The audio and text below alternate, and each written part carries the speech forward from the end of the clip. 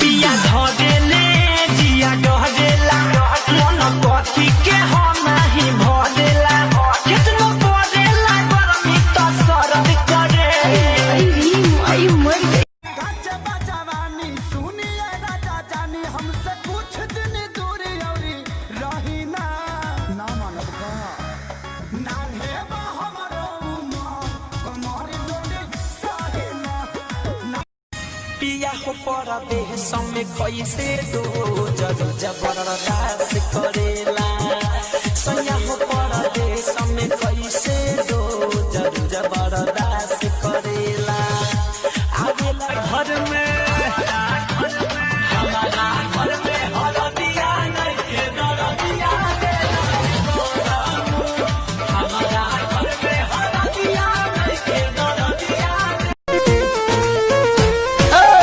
जान मारे लाला काला हंगवा ये गोरी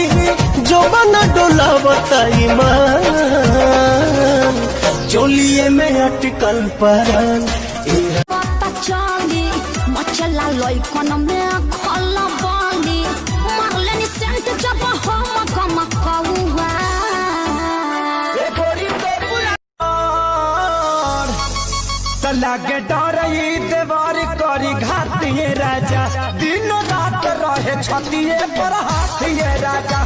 लगे